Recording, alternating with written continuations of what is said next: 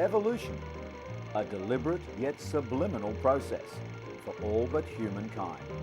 We cannot wait. It's one small step for man, one giant leap for mankind. He's on the move.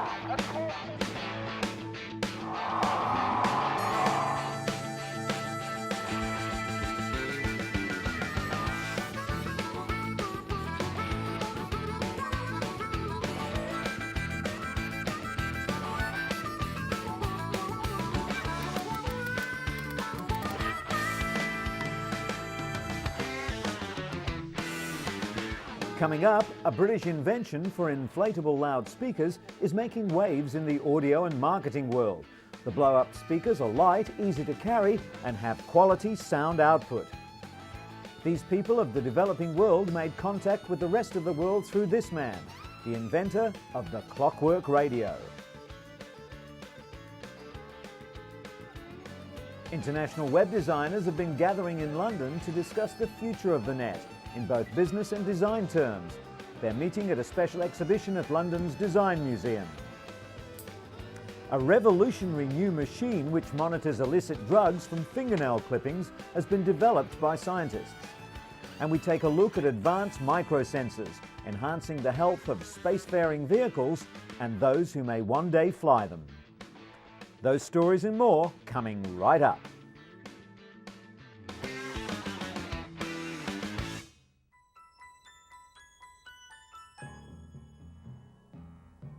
Over the past decades, man has struggled to see beyond the atmosphere that lies between Earth and space.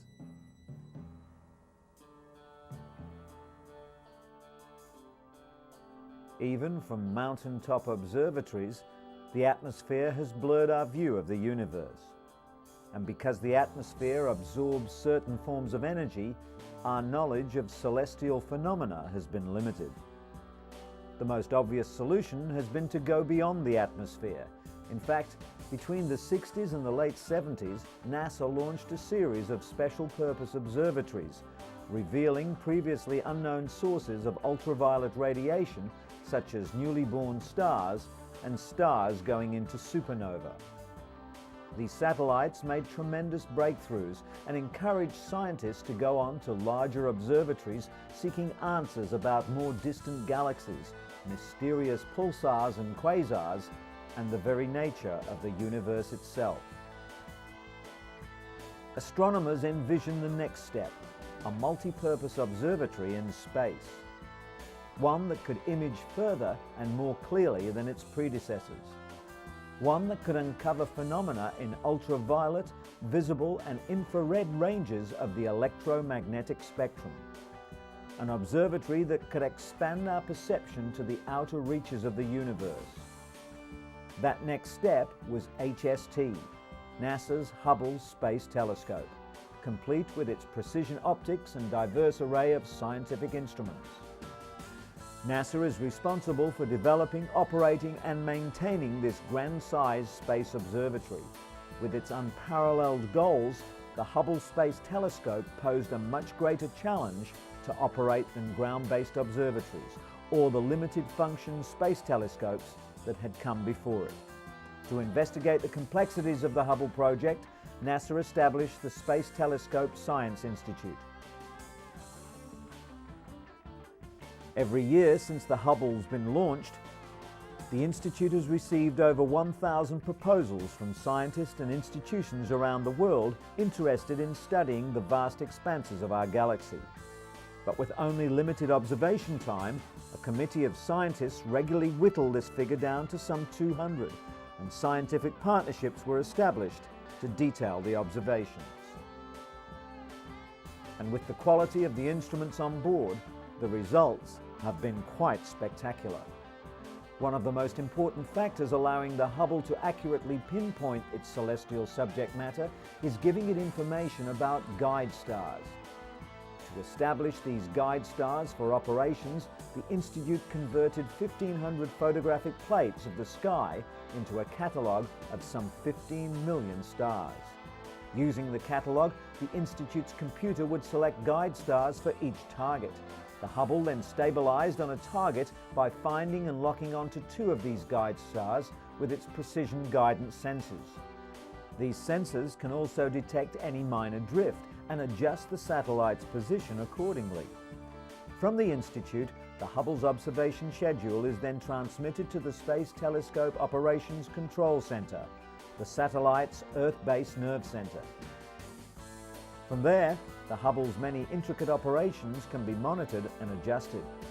The Hubble schedule is planned into such fine detail that a second-by-second breakdown of functions is available to the NASA controllers. Importantly, the spacecraft safety is also monitored at the control center. In the early days, however, all operations were under human control, and therefore subject to human error.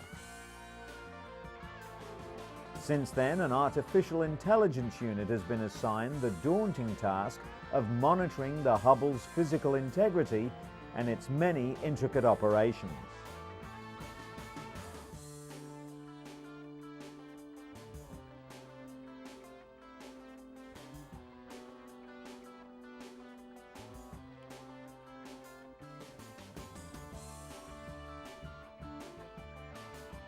The launching of mankind's most advanced space telescope proved to be a project of incredible planning and remarkable accuracy. In the microgravity of space, the delicate articulator of the space shuttle gently launched the Hubble on its mission of discovery. Once positioned some 700 kilometers above the Earth, the telescope's solar panels were deployed to take advantage of the free energy source and to minimize the drain on batteries.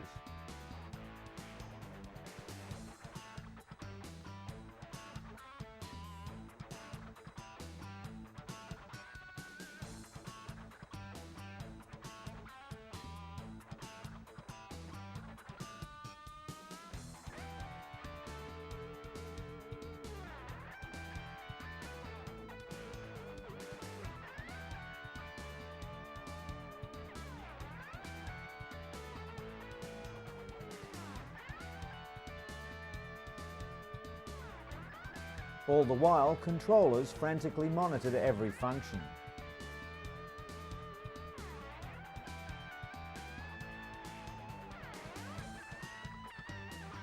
Over the next few months, all instruments were calibrated and systems checked to be fully operational.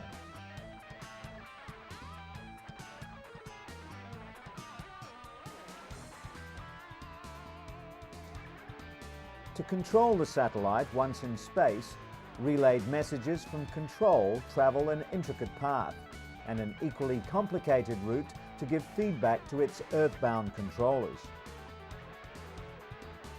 Once commands were loaded into its computers, the telescope automatically proceeded with its observations. Light from the targeted source enters the telescope and is focused through a series of mirrors. The image is then directed to Hubble's fine guidance sensors, which locate and lock onto guide stars on either side of the target. With the telescope now centered on its target, the light travels into the science instruments proper to make their observations. While most observations were pre-planned, NASA found approximately 10% needed to be controlled in real time by the Institute's scientists. For example, when the Hubble observed the red spot on Jupiter, the operation was required to allow for the trajectory of the planet as well as its axial rotation. Clearly a challenging operation.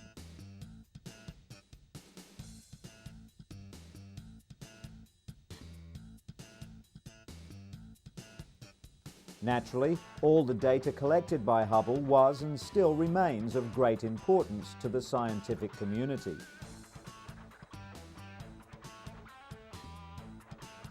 In 1 year, NASA estimated that it disseminated, by various means, a staggering 500 million pages of information gleaned from its adventurous space observatory. And it's from this data that our knowledge of the universe has been growing exponentially.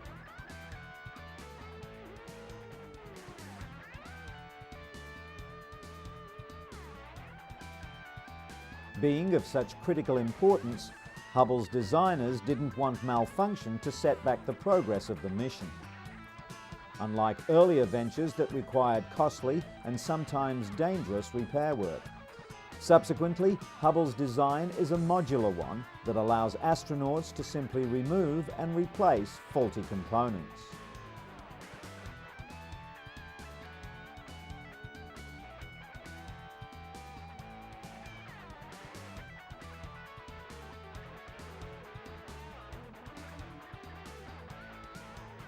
Hubble's development, launch and implementation can be compared in complexity and challenge to the operations required to land astronauts on the moon. The expertise of thousands of individuals has contributed to the innovative scientific instruments, computer systems, information systems and maintenance hardware that constitute the Hubble Space Telescope's operations network.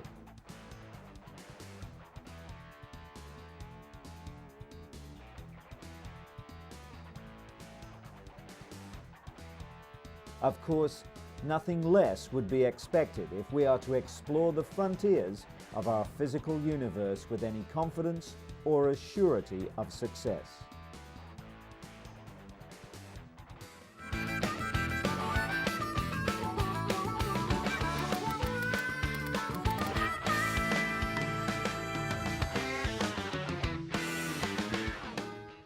One of Britain's great inventors, Trevor Bayliss, lives on idyllic Eel Pie Island in the middle of the River Thames.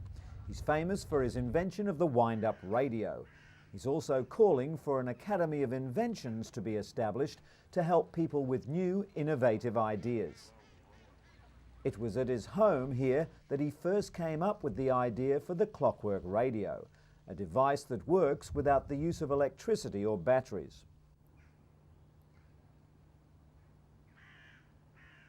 It was pictures such as these which first caught Trevor's imagination and led to the invention of the wind-up radio. Lack of electricity and high levels of poverty in Africa made Trevor think of how he could help spread valuable education and information. Trevor's idea proved successful, and relief agencies have been distributing the radios throughout Africa ever since. Trevor filed for a patent and then had 4 horrendous years trying to bring his idea to marketplace, the worst years of his life. He was talked down to, laughed at and greeted with derision. Trevor's been recognised throughout the world. He's received the OBE and now enjoys the success, meeting notable people like Nelson Mandela, appearing on the television programme This Is Your Life and having his story published. Trevor spent 3 years working on a prototype and in 1994 produced a final radio which he shopped around to potential investors for another year.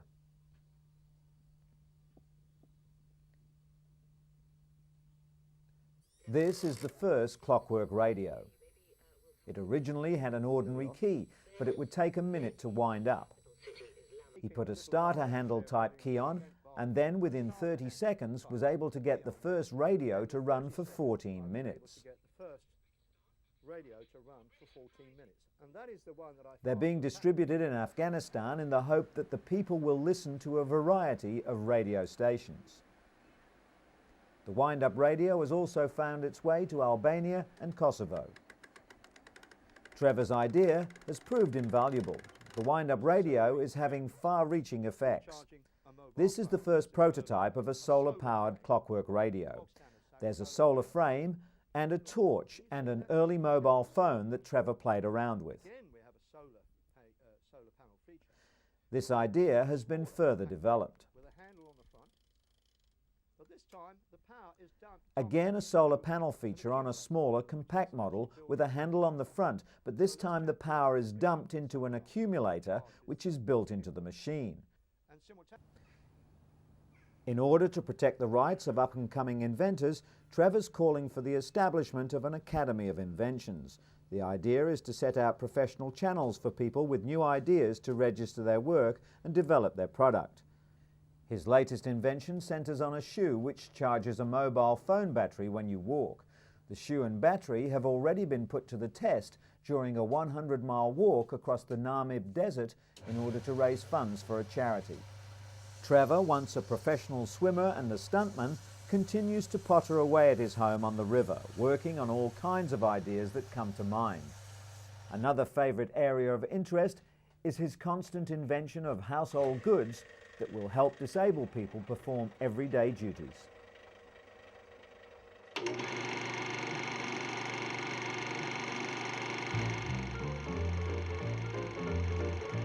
One small step for man, one giant leap for mankind.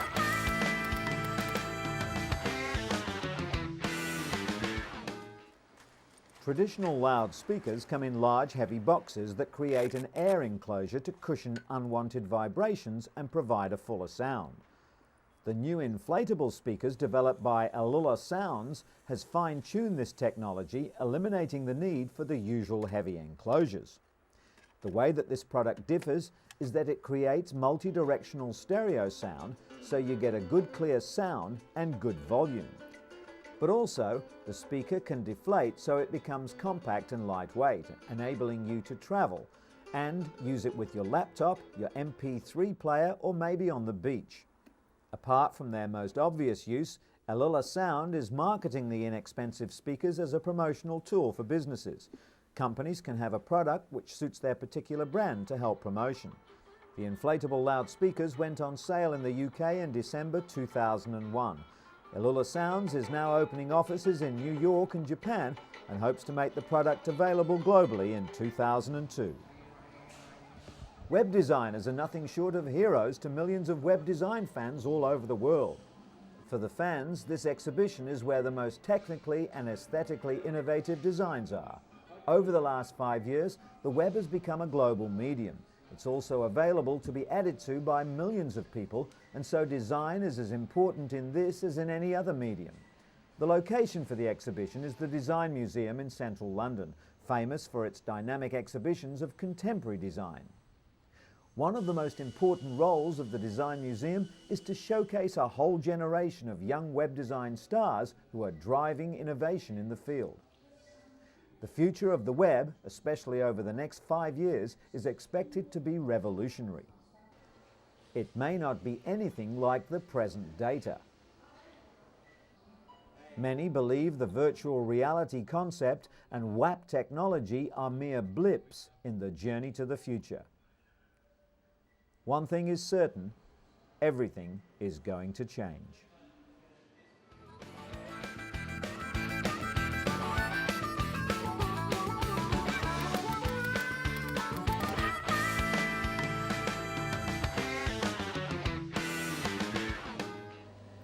Simple nail clippings, yet they can hold the key to drug detection.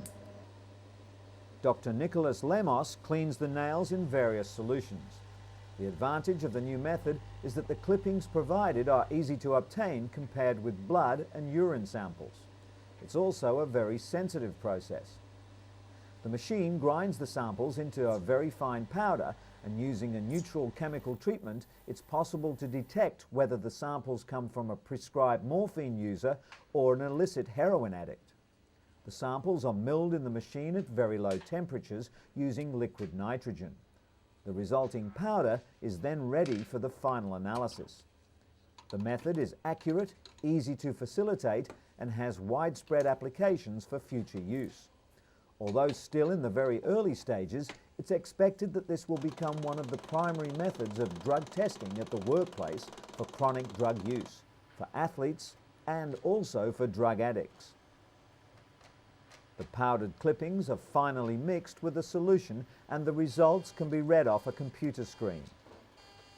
Dr. Lemos and his team report widespread interest from around the world in the new procedure.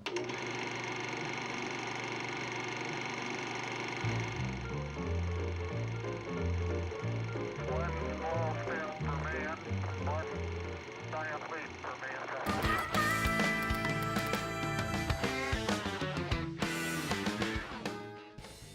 Being able to determine the condition of components like the shuttle's main engines is critical, and that's the primary goal for this NASA-sponsored research effort at the University of Cincinnati.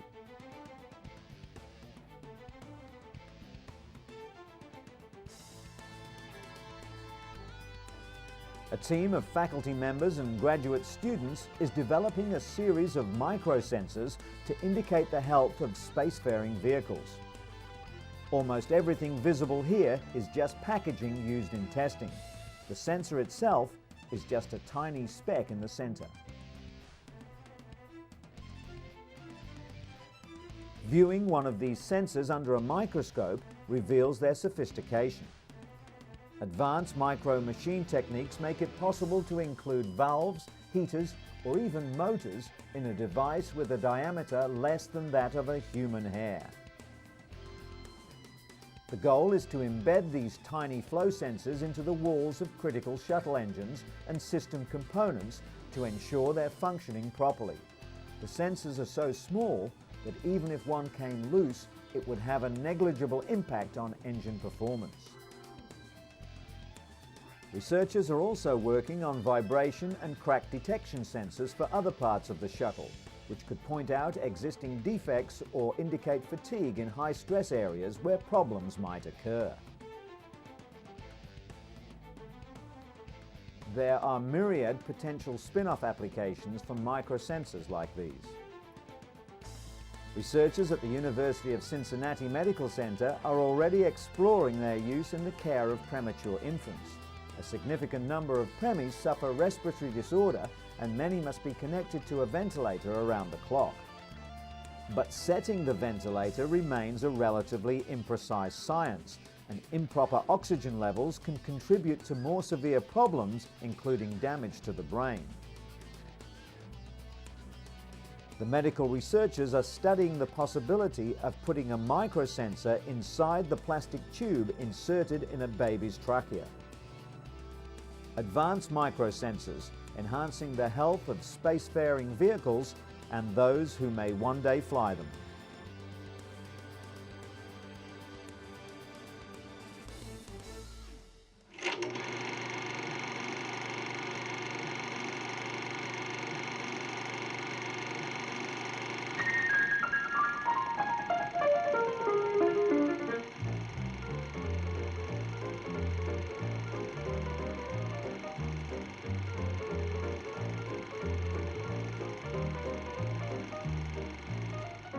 One small step for man, one giant leap for mankind.